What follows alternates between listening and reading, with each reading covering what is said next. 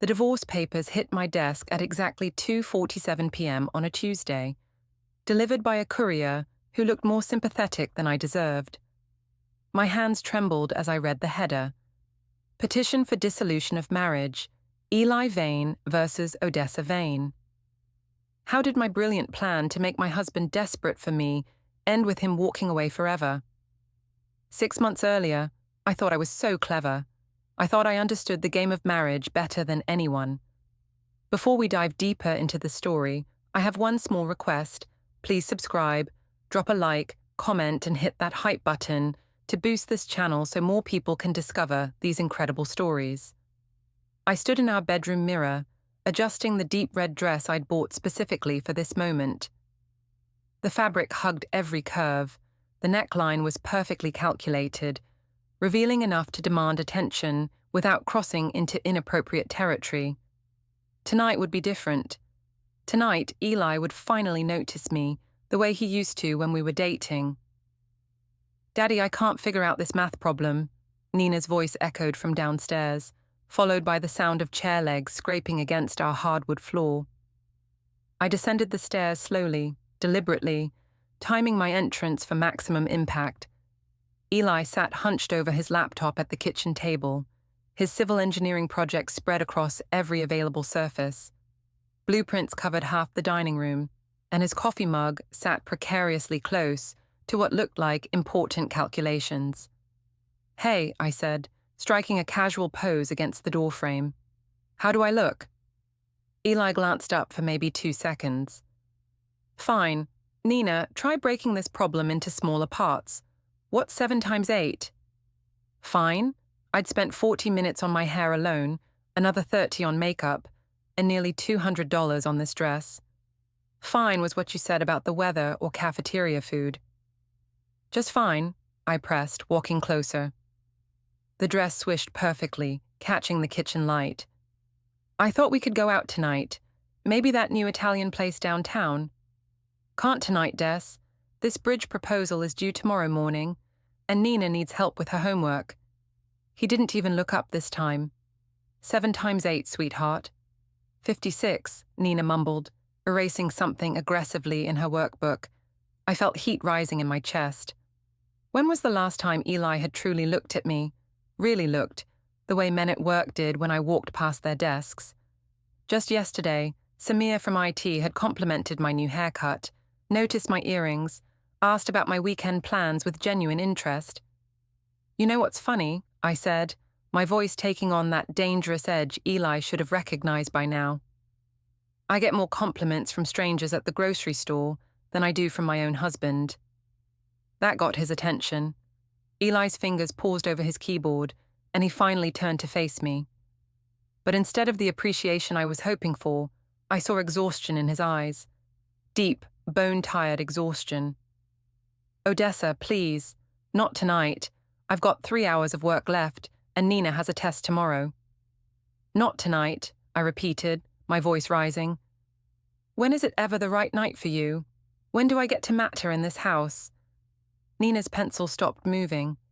I could feel her watching us, her 7-year-old mind trying to process why Mommy and Daddy were using their angry voices again. "You matter," Eli said quietly.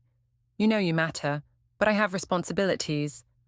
To everyone except your wife, apparently." I grabbed my purse from the counter, keys jangling. Maybe I should find someone who actually appreciates having a beautiful woman in their life. I stormed out before Eli could respond, slamming the front door hard enough to rattle the windows. In my car, I sat fuming for several minutes, waiting for him to follow me, waiting for him to come running out, apologizing, begging me to come back inside. He didn't come.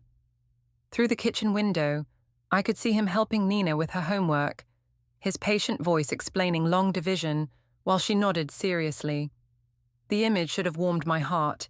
Instead, it made me feel invisible. I pulled out my phone and scrolled to Samir's contact. We'd been texting casually for weeks. Nothing inappropriate, just friendly workplace banter.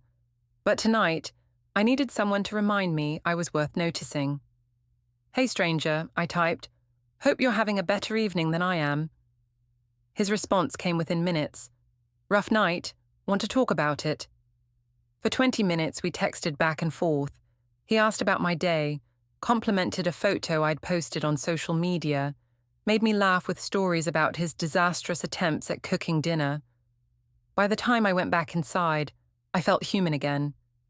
Eli was tucking Nina into bed when I returned. I could hear him reading her favorite story, doing different voices for all the characters. She giggled at his impression of the grumpy dragon, a sound that usually made me smile. Tonight, it just reminded me of what I wasn't getting. I deleted my text conversation with Samir and went upstairs to our bedroom. Eli found me there an hour later, already changed into pajamas and pretending to read a magazine. "Nina's asleep," he said, unbuttoning his work shirt. "Her test is on fractions. She's nervous about it." I replied without looking up. "Des, about earlier." "Forget it," I cut him off. "I'm used to it by now." He sat on the edge of the bed and I could feel him watching me. "Used to what?" "Being invisible in my own marriage." I flipped a page aggressively. "But don't worry about it. Other people notice me, even if you don't." Silence stretched between us. Finally, Eli sighed and headed toward the bathroom. "I'm going to shower." As soon as the water started running, my phone buzzed with a new message from Samir. "Sweet dreams, beautiful. Hope tomorrow is better." I was smiling at the screen when Nina's voice made me jump. "Mommy, is Daddy mad again?" She stood in our doorway in her unicorn pajamas, clutching her stuffed elephant. Her dark hair was messy from tossing and turning, and her eyes held that worried expression that made her look far older than 7. "No, baby," I said, quickly putting my phone face down. "Daddy's not mad. We were just talking." "You were using your loud voices," she said, padding closer to the bed. "Like when you talk about money and stuff." My heart clenched. Adults sometimes talk loudly when they're tired. It doesn't mean anything bad. She climbed onto the bed and curled up next to me. "Jenny's parents got divorced last year. She said they used loud voices a lot before her daddy moved away." "Hey," I said, stroking her hair. "That's not going to happen to us, okay? Mommy and Daddy love each other very much, and we both love you more than anything in the whole world." Nina nodded, but she didn't look convinced. She stayed curled against me until Eli came out of the bathroom, then scrambled back to her own room before he could see her. The next morning, Eli's mother called while I was getting ready for work. "How are things, dear?" Elaine asked, though her tone suggested she already knew the answer. "Fine, Mum. Everything's fine." "Eli seemed stressed when he called yesterday. He's working too hard again, isn't he?" I bristled at the implication. "He chooses to work that hard. I've asked him to slow down." "Well, he's always been dedicated. Even as a boy, he'd spend hours on his projects, making sure everything was perfect." There was pride in her voice. "Martin says it reminds him of himself at that age." "How nice for Martin," I said, applying lipstick with more force than necessary. "Odessa, is everything all right? You sound—" "I'm running late for work, Mum. I'll talk to you later." I hung up before she could probe further. The last thing I needed was Eli's mother psychoanalyzing my marriage over the phone. At work, Samir stopped by my desk during his morning rounds. "You look stunning today," he said, leaning against my cubicle wall. "That color is perfect on you." I was wearing an emerald green blouse that I knew brought out my eyes. "Thank you. It's nice when someone notices the effort." "Trust me, everyone notices." He lowered his voice conspiratorially. "Half the guys in accounting were asking about you yesterday." The compliment sent a warm flutter through my chest. When was the last time Eli had made me feel desirable? When was the last time he'd looked at me like I was something precious instead of just another responsibility to manage? "Coffee later?" Samir asked. "I found this great little place a few blocks away." I hesitated for exactly 3 seconds. "I'd love that." As he walked away, I caught my reflection in my computer screen. I was smiling, really smiling, for the first time in weeks. That evening, Nina had another meltdown about her math homework. Eli patiently worked through each problem with her while I made dinner, their voices a steady murmur from the dining room. When I called them to eat, Nina ran to wash her hands, but Eli lingered over his papers. "Dinner's ready," I said pointedly. "Just need 2 more minutes to finish this calculation. Your family is ready now." He looked up, and for a moment I saw something flash across his face. Hurt? Frustration? Before I could identify it, he was closing his laptop and joining us at the table. During dinner, Nina chatted about her day at school, her test anxiety forgotten in the excitement of telling us about the new girl in her class. Eli listened intently, asking questions and making encouraging comments. I found myself watching them instead of participating, feeling like an outsider looking in. After Nina went to bed, Eli returned to his work. I sat in the living room, scrolling through social media and thinking about my coffee date with Samir tomorrow. The anticipation felt like a secret I was carrying, something bright and dangerous. My phone buzzed with a text from my mother. "How are things with you and Eli? You seemed tense at Sunday dinner." "We're fine, Mom, just busy. You know, your father went through a phase where he was always buried in work. I had to remind him he had a wife who needed attention too." "How did you remind him?" "I started going out with friends more, made him realize what he was missing. Sometimes men need a little competition to remember what they have." I stared at her message for a long time. Competition. Maybe that was exactly what Eli needed.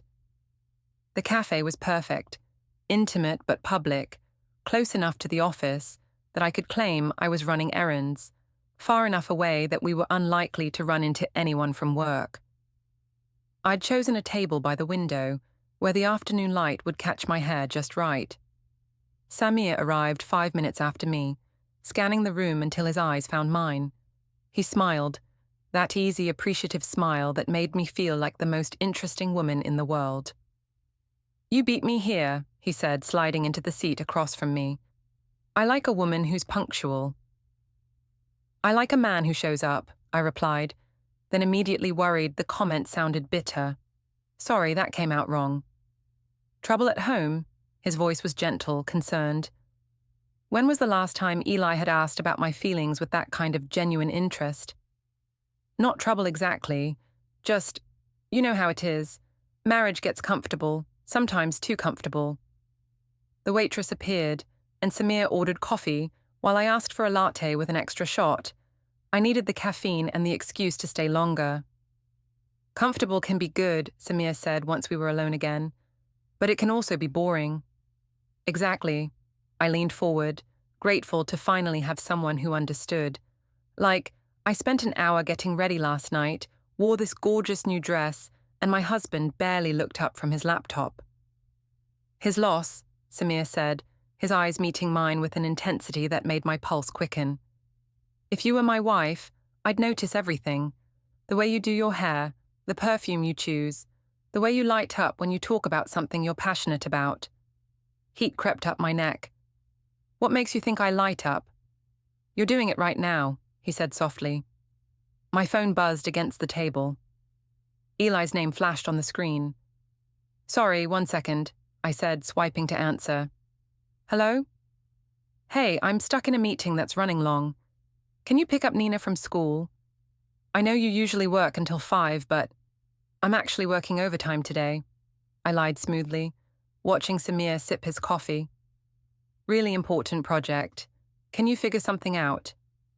"I'll call my mom. Thanks anyway." He hung up without saying goodbye.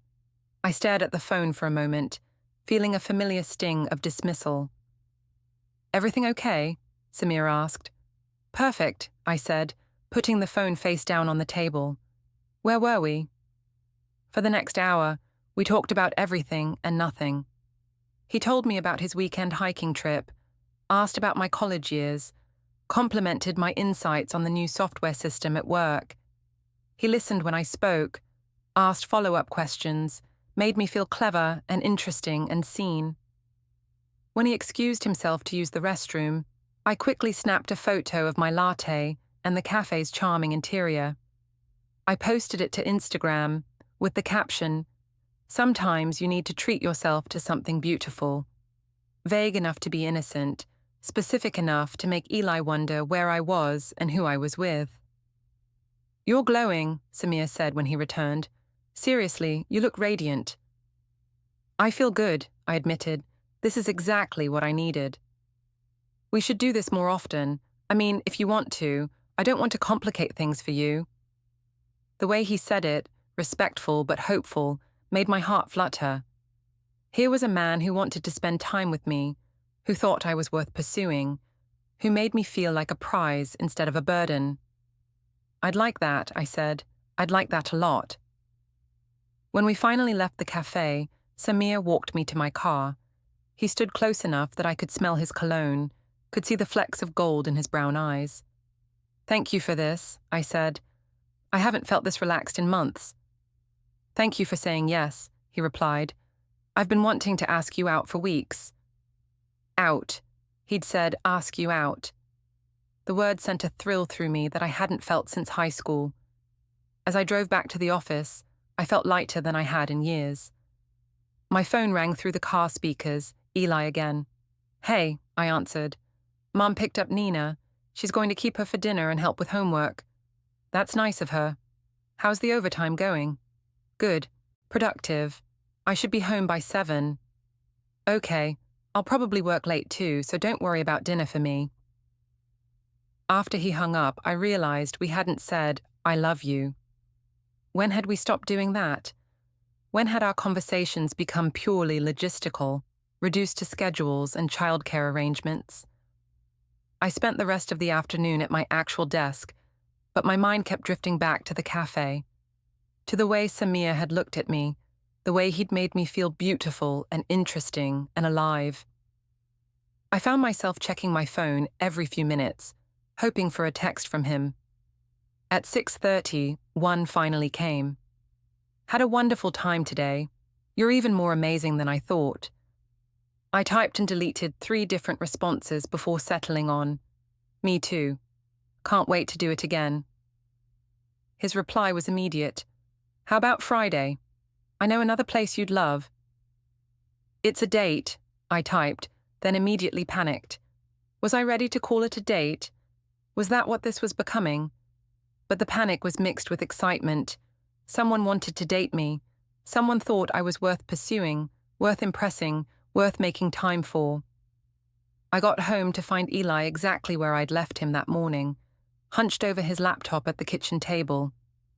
He looked up when I walked in, and I waited for him to comment on my appearance, to ask about my day, to show some interest in the woman he'd married.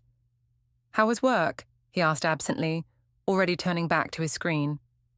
"Fine," I said, echoing his response from the night before. "Where's Nina?" "Still at Mum's. She's bringing her home after dinner."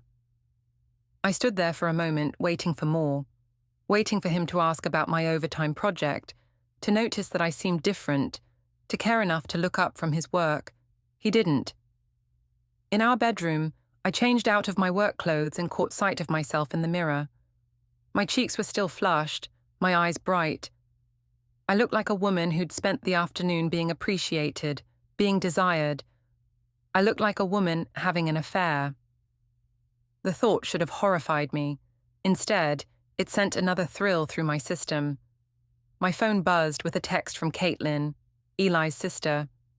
"Cute Instagram post. Where was that cafe? Looks fancy."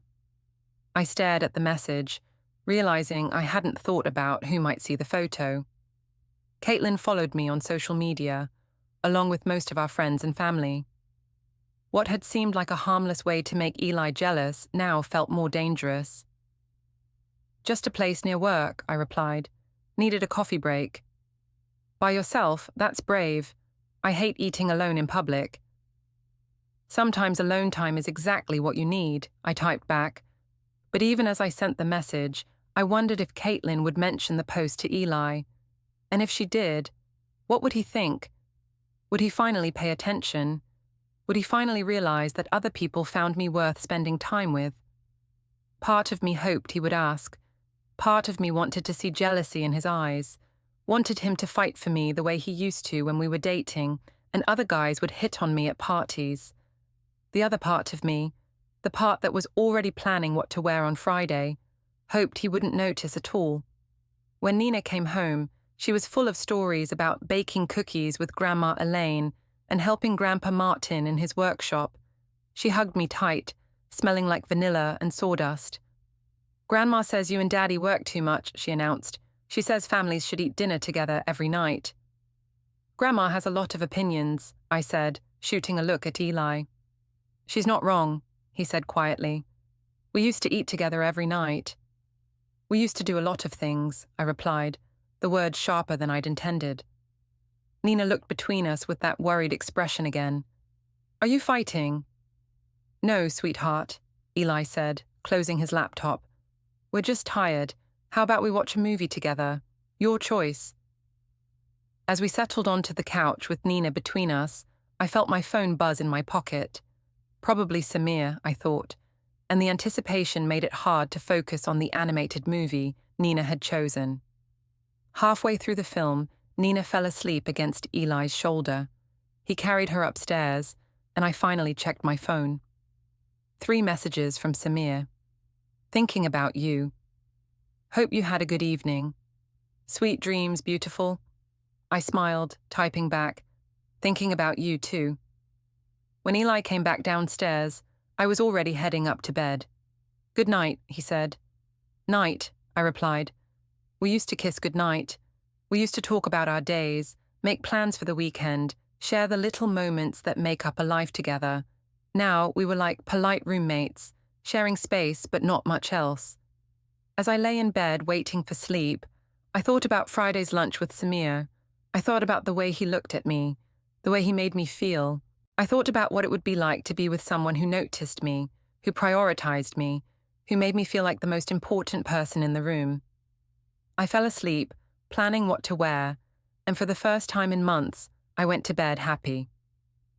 Eli's 36th birthday fell on a Saturday, which gave me the perfect opportunity to plan something special. Something that would remind him, and everyone else, what a thoughtful, devoted wife I was. I'd made reservations at Romano's, the upscale Italian restaurant downtown where we'd had our rehearsal dinner. I'd invited his parents, his sister Caitlin, and even called my own parents to join us. A proper celebration for a proper husband. "You didn't have to do all this," Eli said as he got dressed, adjusting his tie in our bedroom mirror. "Of course I did. It's your birthday." I smoothed my black dress, sophisticated, elegant, the kind of outfit that photographed well for social media. "When's the last time we all got together for something happy?" He paused, considering. "Christmas, I think." "Exactly. We need more family time. Nina's growing up so fast, and your parents aren't getting any younger. I was being the perfect wife, planning the perfect evening." Surely he'd appreciate the effort, the thoughtfulness, the way I'd coordinated everyone's schedules, and made sure his favorite dishes would be available. At the restaurant, I'd arranged for us to sit at the large round table in the center of the dining room. Prime real estate, visible from everywhere, perfect for the happy family photos I planned to post. Eli's parents arrived first.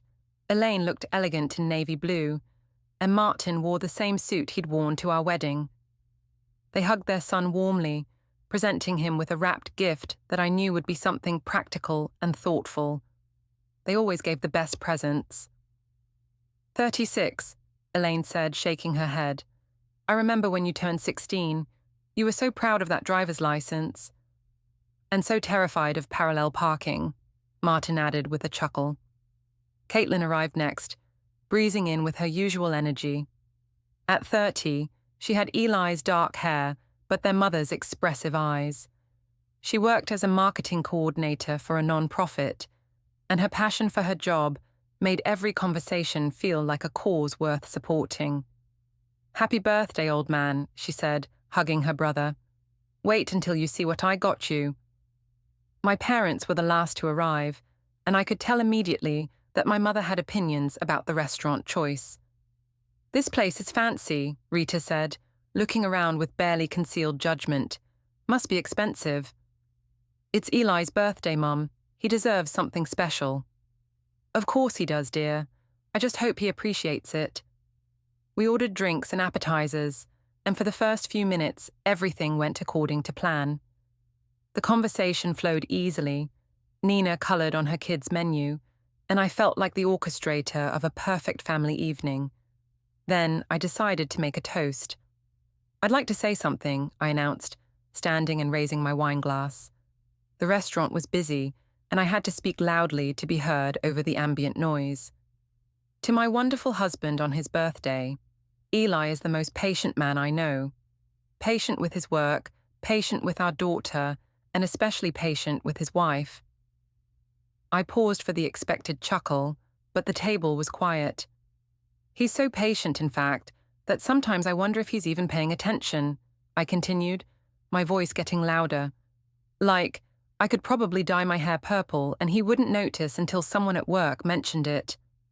Eli's face was stone. Caitlin shot me a warning look. But that's what makes him such a good engineer, right? Always focused on the blueprints, always thinking about the next project. Sometimes I feel like I need to make an appointment just to have a conversation with him. The words were coming out wrong, sharper than I'd intended, but I couldn't seem to stop myself. Lucky for him, he married someone who understands that marriage requires patience too. Someone who's willing to put up with being invisible in her own home. Odessa, Elaine said quietly. What? I'm complimenting him. I'm saying he's lucky. I raised my glass higher. To Eli, who's so focused on taking care of everyone else that he sometimes forgets to take care of his marriage.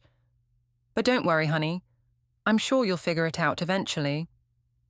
I sat down to silence. Nina had stopped coloring and was staring at me with wide eyes. Martin cleared his throat uncomfortably. Rita looked pleased, as if I'd finally said something she agreed with. Caitlin was the first to speak. Actually, I think Eli is one of the most attentive people I know. He remembers everyone's birthdays, calls Mum and Dad every week, and works his ass off to provide for his family. Language, Elaine murmured automatically. Sorry, Mum. But seriously, Odessa, what was that supposed to be? A toast or a roast? Heat flooded my cheeks. I was being funny. God, can't anyone take a joke anymore? That didn't sound like a joke, Caitlin said. That sounded like you were trying to embarrass my brother on his birthday. I would never. Ladies, Martin interrupted gently. Let's just enjoy our dinner. But the damage was done. The rest of the meal passed in stilted conversation and forced smiles. Eli barely spoke, answering direct questions with single syllables. Nina picked at her pasta, clearly uncomfortable with the tension. When the waiter brought out the birthday cake I'd ordered, chocolate with Happy 36th Birthday Eli written in blue frosting, the song felt hollow and obligatory. After we'd paid the check and said our goodbyes in the parking lot, I cornered Eli by our car. What's your problem? I demanded. I planned this whole evening for you and you've been sulking like a teenager. My problem? He looked at me with an expression I'd never seen before. Not anger exactly, but something colder. Disappointment, maybe. You humiliated me in front of my family. I made a toast. I was being playful. You called me inattentive and absent. You made it sound like I'm a terrible husband who ignores his wife. Well, if the shoe fits, don't. His voice was quiet but firm. Don't do this here. Nina's in the car. I glanced through the window and saw our daughter watching us with that worried expression that was becoming far too familiar. Fine, I said, but we're talking about this at home. The drive back was silent except for Nina's chatter about the dessert and Grandpa Martin's stories. Eli responded to her with the same patience and attention he always showed, but he didn't look at me once. At home, after Nina was tucked into bed, I found Eli in our bedroom, changing out of his dress clothes. Okay, I said, closing the door behind me. Let's talk. I don't think there's much to say. There's plenty to say, like how you ruined your own birthday dinner by being in a mood. He turned to face me, and I saw that cold disappointment again. I ruined it. Odessa, you stood up in a crowded restaurant and told everyone that I'm a bad husband who ignores his wife. I said you were patient. You said I don't pay attention to you. You said you feel invisible. You made it sound like our marriage is a joke. Maybe because sometimes it feels like one, I shot back. When's the last time you complimented me? When's the last time you noticed when I got my hair done or bought a new dress? When's the last time you made me feel like you actually want to be married to me instead of just going through the motions? Eli sat heavily on the edge of the bed. Is that really how you feel? Yes, I said, though even as I said it, I wondered if it was entirely true. I feel like I'm married to a ghost. You're physically here, but emotionally you're somewhere else. Always working, always thinking about the next project, always too tired or too busy for me. I work hard for this family. Everything I do is for you and Nina. I don't need you to work yourself to death. I need you to see me. I need you to want me. I do want you, he said quietly. When do you want me? Because from where I'm sitting, it feels like I'm just another item on your to-do list. Check on Nina's homework, check. Review bridge specifications, check. Acknowledge wife exists, check. We stared at each other across the room, and I realized this was the most honest conversation we'd had in months, maybe years. I don't know how to do this anymore, Eli said finally. Do what? Make you happy. I used to know how to make you smile, how to make you laugh. Now everything I do seems wrong. I work hard and you say I'm absent. I try to spend time with Nina, and you say I'm ignoring you. I don't know what you want from me. The vulnerability in his voice caught me off guard. For a moment, I wanted to cross the room and hold him, to tell him that we could figure this out together. Instead, I said, I want you to try. I want you to care enough to try. I do try. Do you? Or do you just assume that because we're married, you don't have to make an effort anymore? Because newsflash, Eli, other men still notice me. Other men still think I'm worth pursuing. The words hung in the air between us like a threat. I hadn't meant to say them, but now that they were out there, I couldn't take them back. Eli's face went very still. What does that mean? It means I'm not invisible to everyone, just to you. Odessa, what are you saying? I'm saying that maybe you should think about what you have before someone else decides they want it. I left him sitting there and went to the bathroom to wash my face and brush my teeth. In the mirror, I looked like a woman who'd just drawn a line in the sand. The question was whether Eli would step across it or walk away. When I came back to the bedroom, he was already under the covers, facing away from me. I slipped into bed and lay there in the dark, listening to his breathing and wondering if he was asleep or just pretending. My phone was on the nightstand, and I found myself thinking about Samir, about how he looked at me, how he made me feel seen and desired and important, about our lunch date yesterday, and the way he'd said I was glowing. I reached for the phone, then stopped. Not tonight, not on Eli's birthday. But as I finally drifted off to sleep, I was already planning what I'd wear to work on Monday, already thinking about the next time Samir and I could steal an hour together, away from this house where I felt so invisible, already wondering what it would feel like to be with someone who actually wanted me. Monday morning arrived grey and drizzling, matching my mood perfectly. The weekend had been tense and quiet after Eli's birthday disaster, with both of us going through the motions of normal family life while carefully avoiding any real conversation. I'd chosen my outfit carefully, a fitted burgundy blouse that Samir had complimented before, paired with my best black slacks and heels that made my legs look endless. If I was going to feel invisible at home, I could at least feel attractive at work. Samir stopped by my desk before 9, carrying 2 coffee cups. Thought you might need this, he said, setting one down beside my keyboard.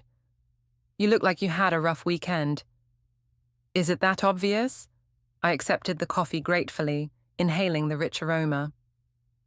Just to someone who's paying attention, he said with that smile that made my stomach flutter. Want to talk about it? Before I could answer, my co-worker Janet appeared at my cubicle wall, her expression carefully neutral, in that way that meant she had gossip to share. "Morning, Odessa," she said, her eyes flicking between Samir and me. "Samir." "Janet," he replied easily. "How was your weekend?" "Quiet. Unlike some people's, apparently." She was looking directly at me now. That was quite the Instagram post from Friday. Looked like a lovely cafe. My blood chilled. I'd forgotten about the photo, forgotten that my coworkers followed me on social media, just like everyone else. "Just grabbing coffee," I said casually. "You know how it is." Janet said. "Well, I'll let you two get back to whatever this is." She walked away, but I could feel her watching us from her own desk. Samir seemed oblivious to the undercurrent, but I suddenly felt exposed, like everyone in the office was analyzing our interaction. "Everything okay?" he asked. "Fine. Just office politics, you know?" But as the morning progressed, I became increasingly aware of the looks, the whispered conversations that stopped when I walked by. The way people's eyes followed Samir when he came to my desk.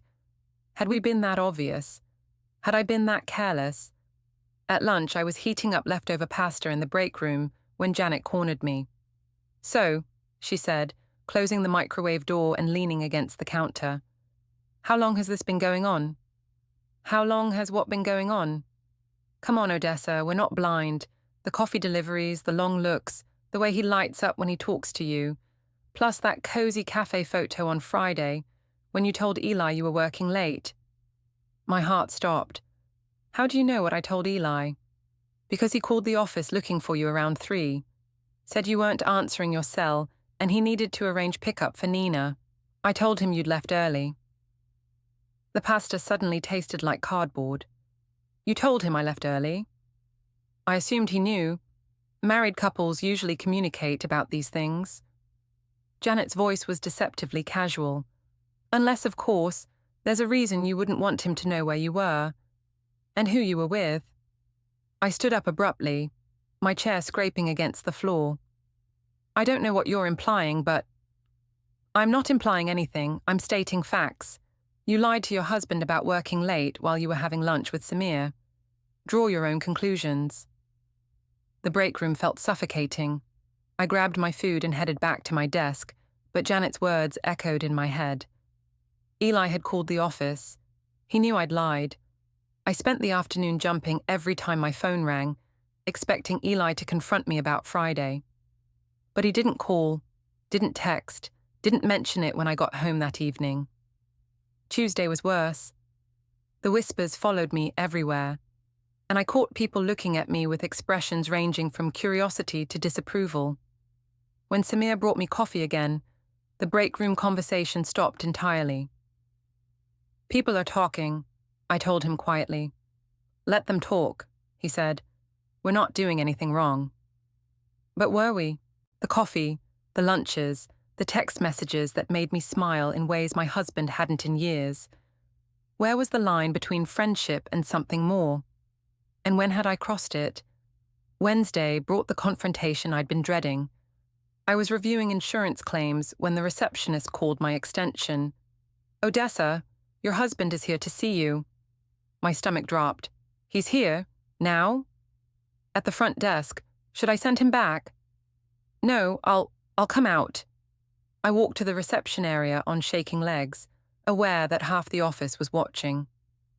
Eli stood by the windows, holding a small bouquet of flowers and a white paper bag that smelled like my favorite deli. "Hi," he said when he saw me. "I brought you lunch. Thought we could eat together." He looked tired but hopeful, like a man trying to rebuild a bridge he didn't understand had been burned. The flowers were daisies, my favorite, though I couldn't remember the last time I'd mentioned that to him. That's really sweet," I managed, "but I usually eat at my desk. Big project, you know." "I could sit with you, I don't mind." Behind him, I could see Janet watching through the break room window. Other co-workers had found excuses to walk past the reception area. Everyone was waiting to see how this played out. "Actually, this isn't a great time," I said, my voice sharper than I'd intended. You can't just show up at my work without calling first. Eli's face fell. I tried calling. You didn't answer. Because I'm working. This is my professional environment, Eli. You can't just ambush me here. Ambush you? He looked genuinely confused. I brought you flowers and lunch. I thought you'd be happy. Well, I'm not. This is embarrassing. I was aware of my voice rising, aware of the audience we'd attracted, but I couldn't seem to stop myself. What if my boss sees?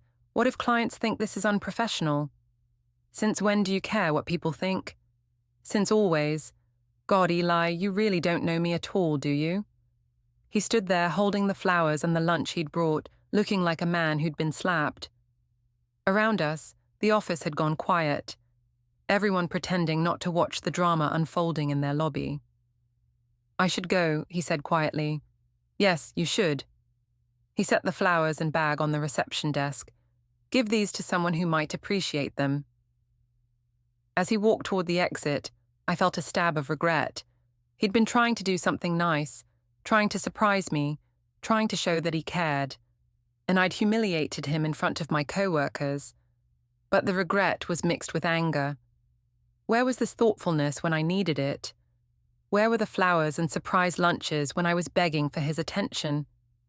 Why did it take the threat of losing me to make him try? I went back to my desk, ignoring the stares and whispers. The daisies sat on the reception desk for the rest of the day, wilting under the fluorescent lights. That evening, Eli was already home when I arrived, helping Nina with a science project at the kitchen table. They had poster board and markers spread everywhere, and Nina was carefully drawing what looked like the solar system. How was work? He asked without looking up. Fine. Good. That was it. No mention of his visit, no discussion of my reaction, no acknowledgement of the flowers I'd rejected. We moved around each other like polite strangers, maintaining the fiction of normalcy for Nina's sake. After dinner, while Eli gave Nina her bath, I found myself checking my phone compulsively. Samir had texted twice. Heard there was some drama today. You okay? And, here if you need to talk. I was typing a response when my phone rang. Caitlin's name flashed on the screen. Hey, I answered. Hey yourself. I heard something interesting today. My blood chilled. Oh, my friend Sarah works at Morrison Insurance. Isn't that where you work? Morrison Insurance. 2 blocks from my office. Close enough for gossip to travel. Maybe. It's a big company. She mentioned seeing a very uncomfortable scene today. A husband bringing flowers to his wife, only to get shot down in front of the entire office. Ring any bells? I closed my eyes. Caitlin. What the hell is wrong with you, Odessa? My brother brings you flowers at work, something romantic and thoughtful, and you humiliate him. In public. You don't understand the situation. Then explain it to me. Explain why you're acting like a complete bitch to the man who works 60 hours a week to support your family. Don't call me a bitch. Then don't act like one. Eli is a good man. He's a good husband and a good father, and he deserves better than whatever game you're playing. I'm not playing games. Aren't you? Because from where I'm sitting, it looks like you're trying to punish him for some imaginary crime, and now the whole town is talking about how you treated him today. The whole town? Of course. In a place like this, gossip traveled faster than wildfire. I have to go, I said. Odessa, wait. I hung up and immediately turned off my phone. I couldn't handle any more confrontation today, couldn't face any more judgment from people who didn't understand what it was like to feel invisible in your own marriage. But as I sat there in the quiet house, listening to Eli read Nina her bedtime story, I wondered if maybe I was the one who didn't understand. Maybe the problem wasn't that Eli didn't see me. Maybe the problem was that I'd stopped seeing him. The thought was too uncomfortable to examine closely, so I pushed it away and went upstairs to bed. Tomorrow would be better. Tomorrow I'd figure out how to fix this mess I'd created. But first, I had to decide what I really wanted to fix, my marriage or my escape from it. Friday night, after Nina was finally asleep, I found Eli in his study, exactly where I expected him to be. "We need to talk," I said, shutting the door. He looked up, already tired. "Okay." The speech I'd practiced all week collapsed the second I opened my mouth. "I said yes to Samir," I blurted. "We're having dinner tomorrow." The room went perfectly still. Eli closed his laptop with a soft click. "You're telling me you have a date," he said, voice flat. "I'm telling you someone else sees me. Someone else thinks I'm worth the effort you stopped making." He stared at me like he was translating a foreign language. "So this is how you fix us, by lining up my replacement." "It's one dinner." "It's a lie about working late last Friday. It's deleted texts. It's you smiling at your phone the way you haven't smiled at me in 2 years." He stood up slowly. "Show me the messages, Odessa. If it's nothing, prove it." I hugged the phone to my chest. "You don't get to police my friendships because you checked out." "Friendships?" He almost laughed. "Right." From upstairs, small footsteps, then Nina's trembling voice. "Mommy? Daddy?" We both froze. Eli went to her. I listened to him murmur the same calm reassurances he always gave. Nightlight on, water cup refilled, one more kiss. When he came back down, the softness was gone. "Here's what happens now," he said, picking up his laptop bag. "I'm going to my parents for the night, maybe longer. You want to know if I'd fight for you? I won't beg you to stay faithful. That's not a fight, that's a surrender." "Eli, you wanted a reaction. You got it. I'm done being the safe option you test drive other men against." He walked past me. The front door opened, closed. No slammed door, no yelling. Just the quiet final sound of a man who'd finally had enough. My phone lit up. Samir. "Can't wait for tomorrow. Table's at 8. Wear that red dress you mentioned." I stared at the screen until it went dark. Upstairs, Nina was crying again. When I went to her, she curled away from me. "Is Daddy coming back?" she whispered. "I don't know, baby," I said, and for the first time in months, I was telling the truth. I sat on the edge of her bed in the dark, listening to the house settle into a silence it had never known before Eli left. I'd wanted him to fight. Turns out he did.